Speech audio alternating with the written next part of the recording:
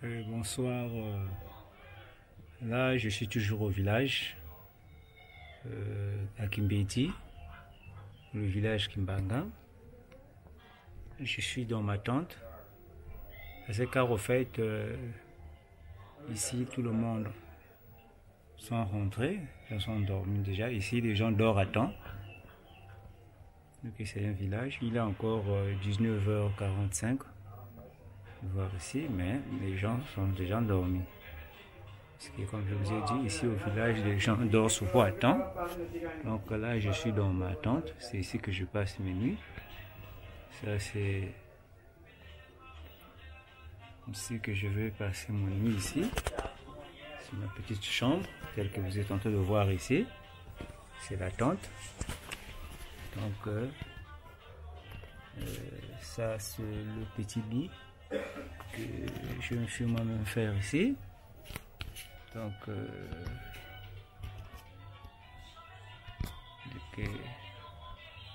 voilà. Donc, ça, c'est dans ma tente. Vous voyez là. Ça.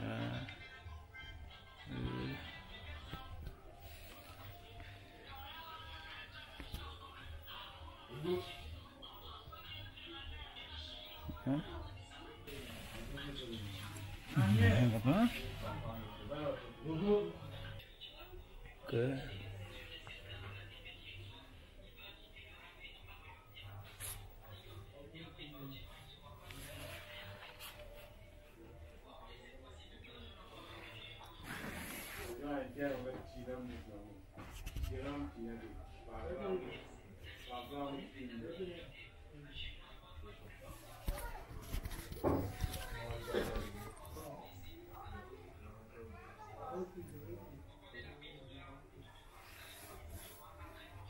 donc,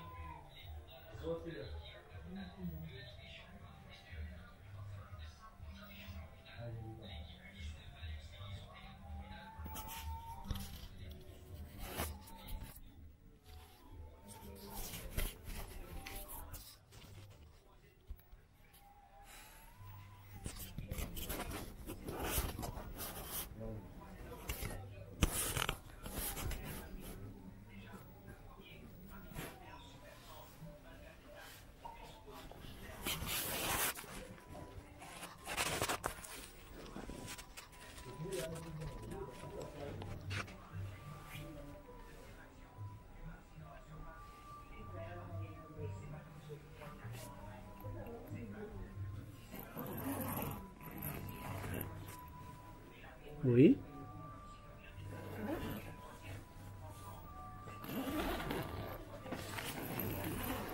Ah, merci, c'est bon. Ah, mais même Félicia. Ah, c'est bon.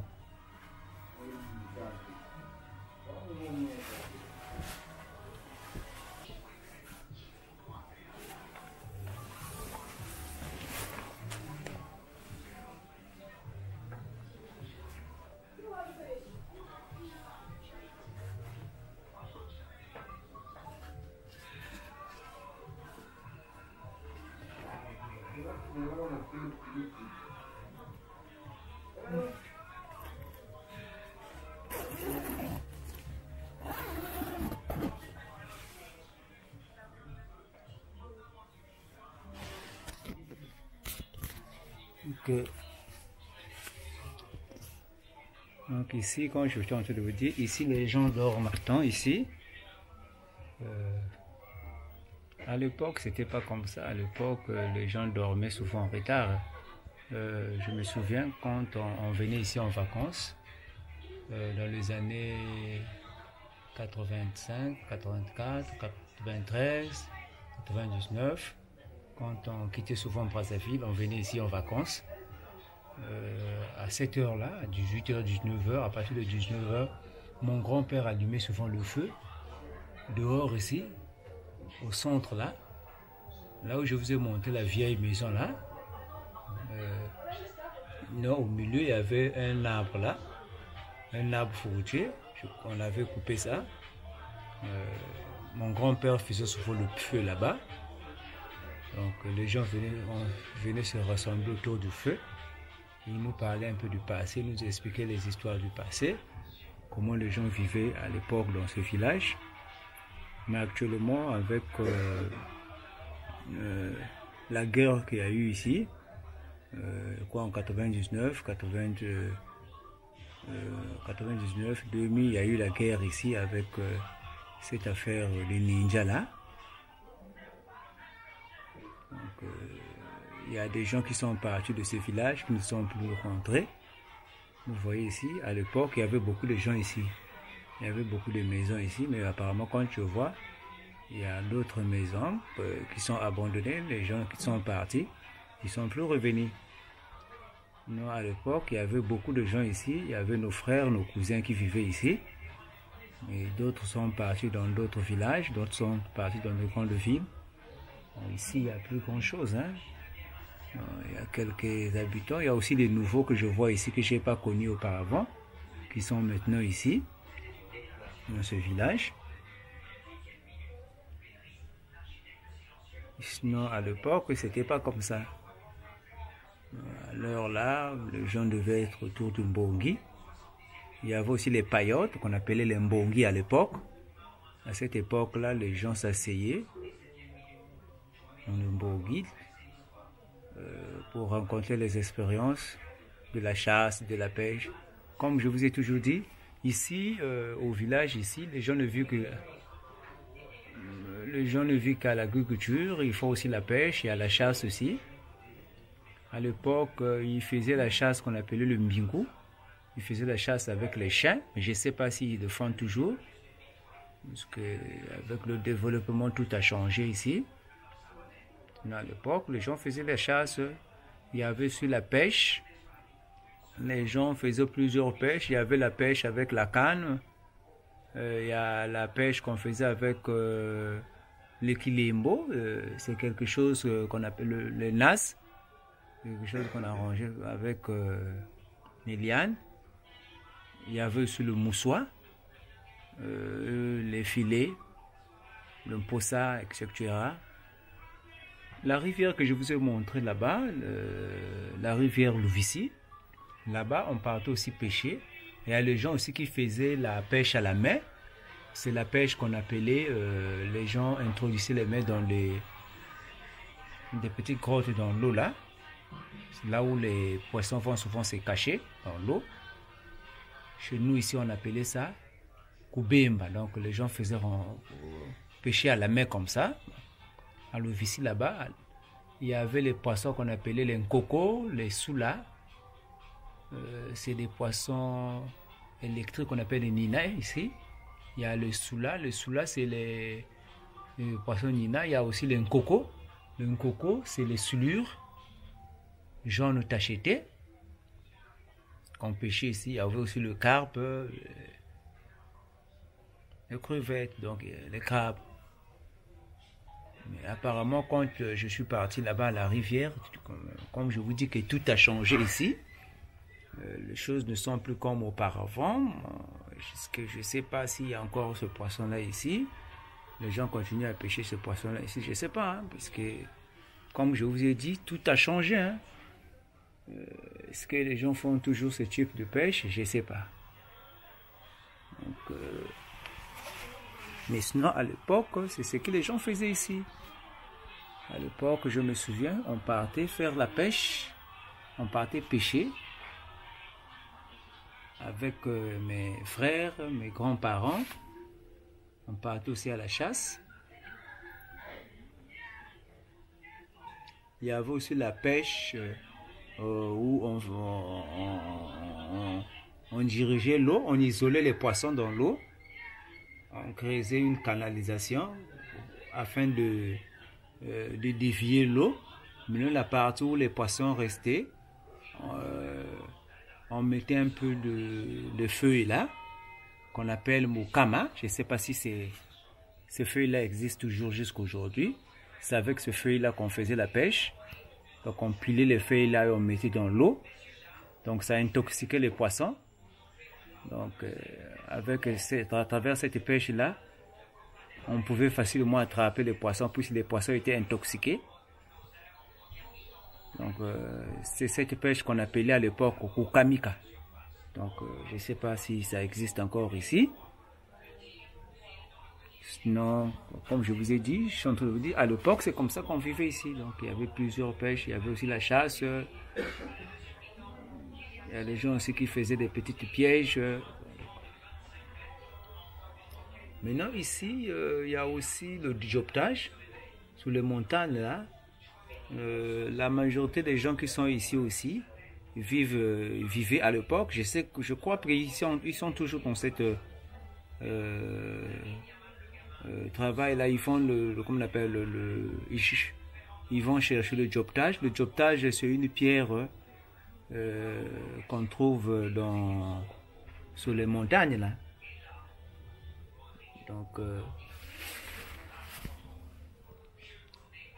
il y a les blancs qui venaient souvent ici pour acheter ce pierre-là.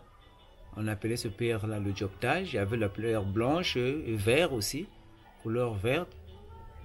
Donc, c'est des pierres qu'on fabriquait plusieurs choses. On fabriquait le Japon, comme on appelle les bijoux avec. Il y a aussi les verres qu'on fabriquait avec ça. Je ne sais pas si... Mais apparemment, quand j'ai demandé mon neveu là, on me dit qu'il est toujours dans ce domaine-là. Ils vont toujours creuser pour avoir ces pierres-là dans les montagnes.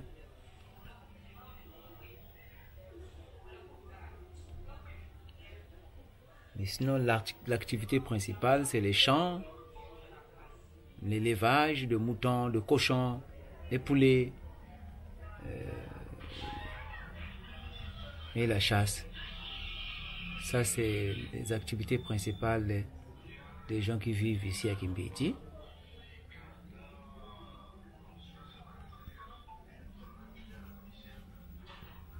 Mais à l'époque, là où j'ai fait ma vidéo, la journée, à la gare Kimbeti là-bas, c'est là où il y avait vraiment l'activité.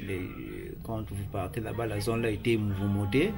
Mais actuellement, ce n'est plus le cas, hein, puisque tout a changé. Comme je vous dis toujours, avec le développement, il y a aussi la guerre qui a tout bouleversé. Tout a changé. Les gens ne vivent plus comme ils vivaient à l'époque. Sinon, à l'époque, à la gare là-bas, il y avait beaucoup d'activités là-bas. Il y avait des petits commerces. Mais ce n'est plus le cas. Actuellement, les gens font le commerce en Golandundu. C'est là-bas qu'ils font le commerce, puisqu'il y a un arrêt de bus là-bas, sur la nationale. C'est là-bas que les gens empruntent les bus pour voyager, puisqu'à l'époque, ici, les gens voyageaient par le train. Donc, on partait par les gens qui quittaient Ngolandundu, Mukazu, Kitundu. On partait tous à la gare pour prendre le train. Mais actuellement, les gens préfèrent voyager dans des bus, Océan du Nord, Transboni, plusieurs bus qui passent ici, qui font la navette entre Brazzaville et Pointe-Noire. Donc c'est pourquoi dans la zone de la gare de Kimbedi ici, il y a maintenant plus d'activité là-bas. Il y a aussi le village Mindou. Là-bas aussi il y avait un marché. C'était uniquement le vendredi. Quand je suis arrivé, j'ai fait ma vidéo là-bas. C'est là où il y avait le marché là où les gens ont tenté d'acheter des trucs là-bas. C'est le marché de Mindou. Donc là-bas aussi, il y a des activités là-bas. Les gens viennent souvent vendre là-bas. Les gens qui quittent l'UTT, qui viennent vendre les trucs là-bas, afin d'approvisionner les habitants de ce village Kimbedi ici. Mais le marché là existe toujours, puisque quand je suis parti là-bas hier la journée, quand je suis passé là-bas, il y avait quand même l'activité là-bas. Il y avait les commerçants qui vendaient des trucs là-bas. Donc cela veut dire que l'activité continue toujours. Voilà. Donc, mais les gens vivent toujours. Il y a le village Mukasi aussi. Le constat que je fais, à l'époque, Il y a une école primaire là-bas, là où il y a l'armée du salut. Je crois que je suis passé par là-bas, l'école primaire. Là-bas aussi, il y avait vraiment l'activité, mais quand je suis passé là-bas, il n'y avait pas d'activité.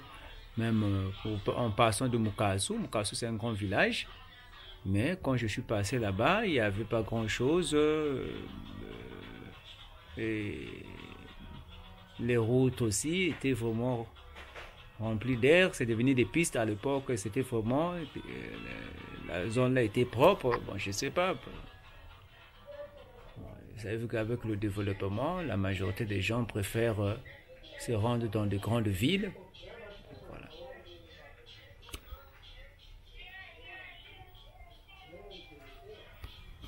Donc j'ai le petit repas qu'on m'a apporté ici par ma tante.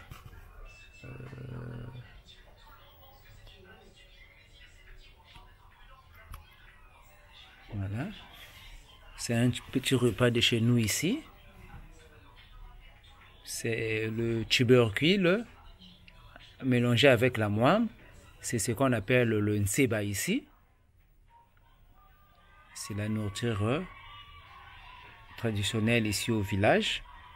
Donc on mélange les, comment on appelle, les tubercules avec la moine. Il y a d'autres aussi qui préparent les tubercules avec la pâte d'arachide. C'est ce qu'on appelle le nseba ici, dans mon village ici.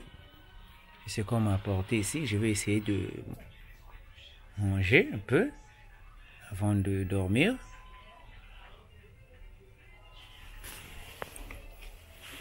Donc, comme je vous ai dit, c'est ici que je vais passer ma nuit. Donc, ça c'est ma petite chambre ici. Surtout de voir, je suis dans ma tente.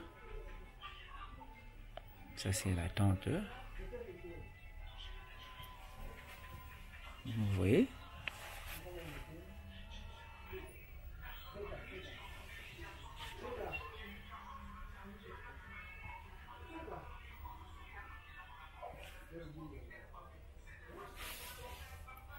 Voilà.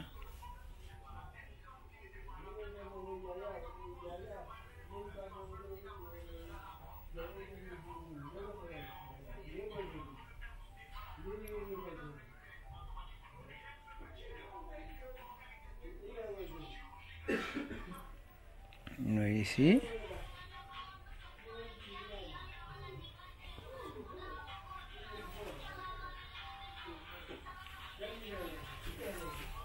Donc je vais essayer de pimenter un peu ce repas.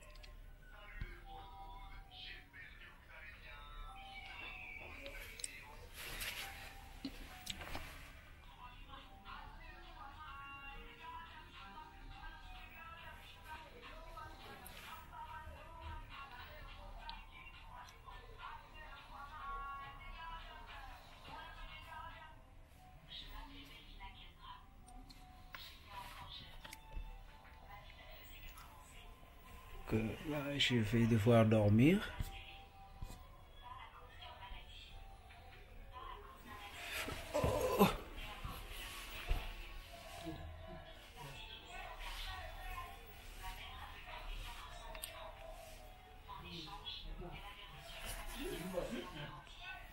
Donc c'est ici que je vais passer ma nuit.